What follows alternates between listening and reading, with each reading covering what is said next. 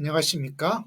오늘은 하나님의 말씀이 그러한가를 한번 오래간만에 제작해보고 저도 정리를 좀 해보려고 합니다. 오늘 우연히 김동호 목사님의 에스겔 새벽 말씀에 에스겔 18장의 말씀을 가지고 이런 이야기를 하셨어요.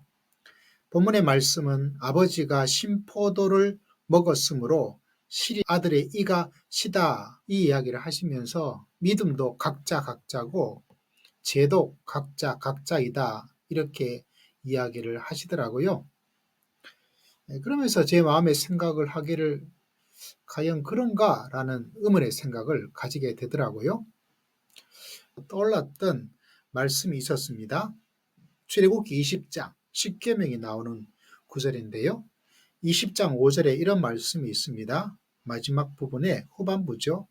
나를 미워하는 자의 죄를 갚되 아버지로부터 아들에게로 3, 4대까지 이르게 한다라고 기록되어 있어요. 그럼 이건 뭐지? 우리가 잘 아는 대표적 사건 중에 하나가 다윗의 범죄 사건이죠. 다윗도 물론 죄로 말미암아서 많은 어려움을 겪었지만 아무 잘못도 없는 아이가 태어나자마자 죽게 되는, 그러면 죄가 각자 각자라고 말하는 게 말이 맞지 않는 게 아닌가라는 생각을 여러분 가지지 않습니까? 과연 죄가 각자 각자라면 무엇보다 아담의 죄는 아담으로 끝나야 될 텐데 후손인 우리들이 이렇게 엄청난 고생을 해야 될까? 이런 마음의 생각, 이런 의문을 가지게 되는 거죠. 실제로 출애굽기 20장 5절만이 아니라 출애굽기나 민수기에 보면 아버지의 악행을 자녀 3, 4대까지 보응한다라고 이야기를 하고 있어요. 죄가 각자 각자라고 말하는 주장은 뭔가 이상한 거죠. 그게 아닌 것 같은데, 또 한때 한국 사회에 가계 저주론이라는 이야기가 있었죠. 그 가계에 죄로 말미암아 저주가 임한다.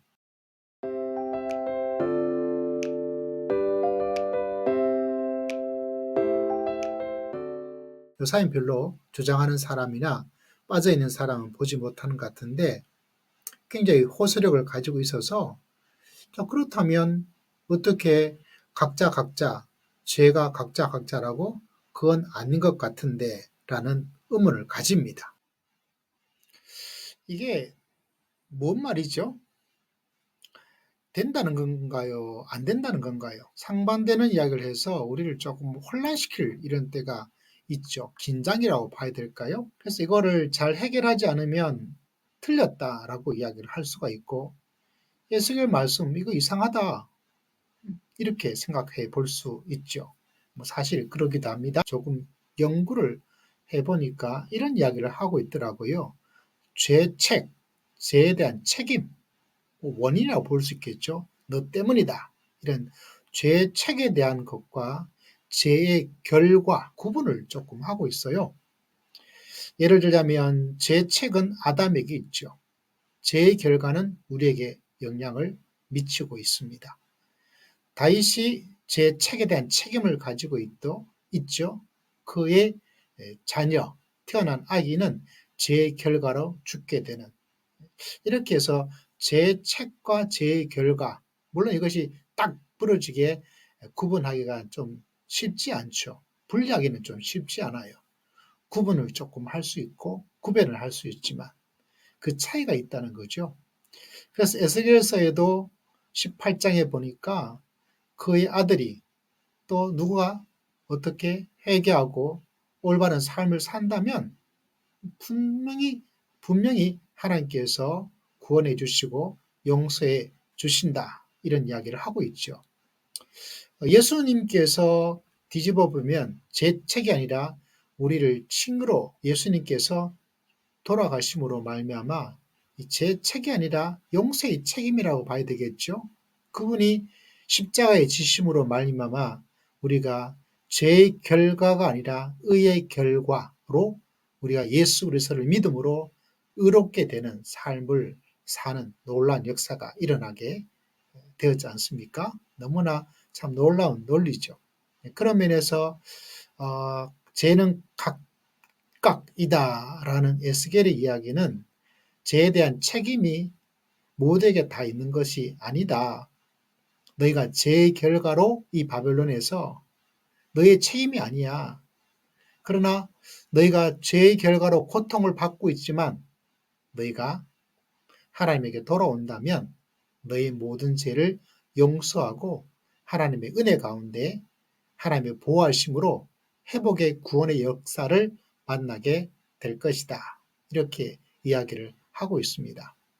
그러면서 죄책과 죄의 결과를 조금씩 구분하는 것이 하나님의 말씀에 분명히 각자가 아니고 그렇게 되는 혼란스러움을 조금은 구별해서 본다면 어느 정도 해결할 수 있겠죠. 그래도 좀 사람이 이게 조금 혼재가 되어 있는 요소가 있다 보니까 딱 분리를 하기는 좀 쉽지 않은 것 같아요. 그죠? 혹시 그래도 뭔가 조금 아쉽다라는 느낌을 가지는데 이게 좀 도움이 될지 모르겠어요. 그 예루살렘 이스라엘이 있던 곳이 고대 근동이었잖아요.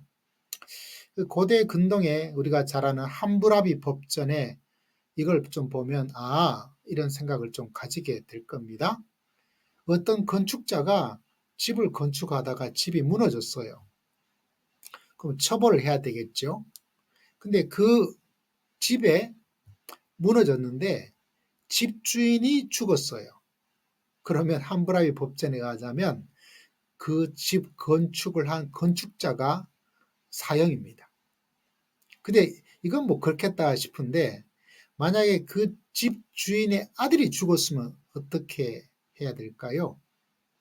우리가 일반적으로 생각할 때는 그것도 당연하게 건축자가 잘못했으니까 건축자가 죽어야 되지 이렇게 생각하는데 함부라비 법전은 그 집의 주인 아들이 죽었을 때 건축자의 아들이 사형에 처하게 된대요.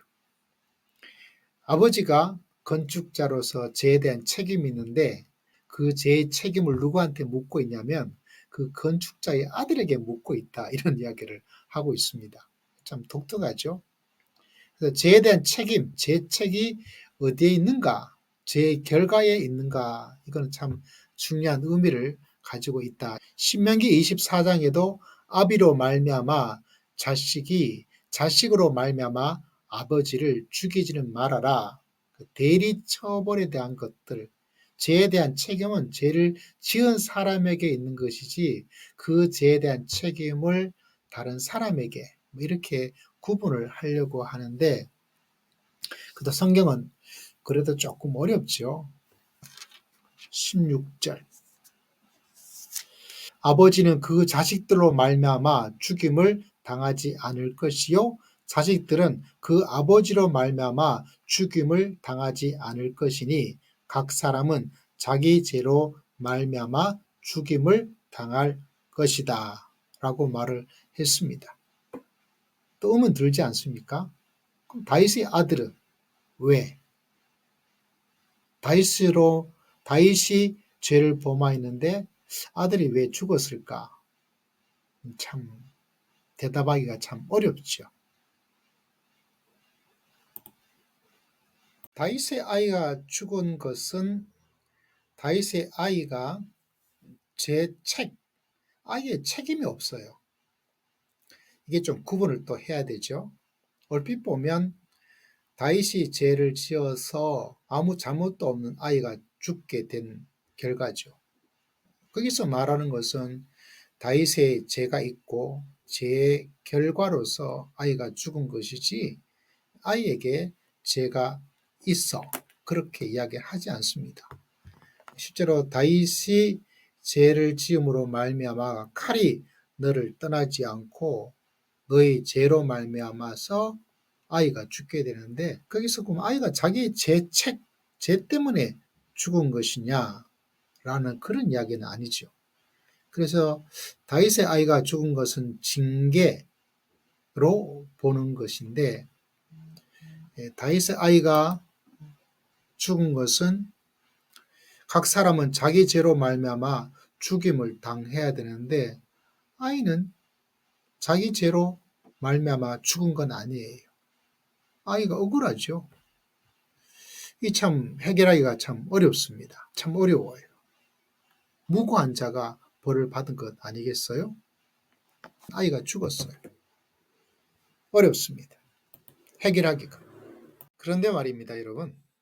신명기 24장의 이야기는 핵심이 뭐냐면 사람이 하는 사람의 법정에서 그 죄책에 대한 이야기를 하고 있습니다. 대리가 안 된다는 거죠. 각 사람은 각 사람에게 그 죄에 대한 책임이 있다라고 강조를 해서 분명히 이야기를 해주고 있고요. 사무엘서에 나오는 다윗 사건 같은 경우에는 사람이 사람에게 하는 게 아니라 하나님께서 제 잘못은 너 다윗에게 있다. 그리고 하나님께서 그 죄에 대한 징계로서 그의 자녀가 죽는 그런 점에서 차이가 나는 거죠. 사람의 법정에서는 그 기책의 사유를 다른 사람에게 돌려서 빠져나가지 못하도록 해야 된다라고 아주 엄격하게 이야기를 하고 있습니다. 그러나 하나님이 직접 우리들 사람에게 죄에 대한 책임을 물을 때 어떻게 하느냐? 본인의 죄에 대해서는 본인이 그런 면에서 차이가 나는 거죠. 이걸 언뜻 말 하나의 자체만 탁 빼내서 이렇게 이야기하면 말이 잘 안 돼요. 안 맞죠. 배치가 되는 것 같고 모순이 일어나는 것 같습니다. 사람의 죄를 아버지의 것을 자식에게, 자식의 것을 아버지에게 이거 안 된다. 죽지 않는다. 죽여서는 안 된다라고 말을 해야 했음에도 불구하고 다윗 같은 경우는 왜 그렇게 했느냐? 그 이제 좀 이해가 되시나요? 사람이 가지고 있는 일반 법정에서는 그것을 금지하고 있고 하나님께서는 다윗의 죄책에 대해 하나님의 징계가 있다는 사실이죠. 그것을 이제 설명을 해놓고 있습니다. 그런 면에서 언뜻 바라보면 죄는 가계 저주처럼 내려오는 것이다 라고 볼 수 있죠. 그러나 그건 아니다. 저도 그 이야기의 출발점에서 말씀을 연구하고 또 헷갈리기도 하고 또 배우고 정리가 되어서 너무 좋습니다. 죄는 각자에게. 그러나 조심해야 되죠. 죄책에 대한 죄의 결과가 후손들에게 또 자기 가정에, 교회에, 나라와 민족에 영향을 미치고 있기 때문에 뭐 그런 면에서 굳이 죄책과 죄의 결과를 이렇게 양분을 확실하게 되지 않고 혼조되어 있도록 하나님께서 만들어 놓아 버렸어요. 죄책이 나에게 있지 않다고 뭐 그러면 뭐 이렇게 엉뚱한 생각을 못 하도록 마치 그 죄책이 죄의 결과와 하나가 되어서 이게 뭐지 이런 두려움을 갖고 하나님을 경외하면서 조심스럽게 믿음의 길을 걸어갈 수 있도록 만들어 놓았다는 사실입니다.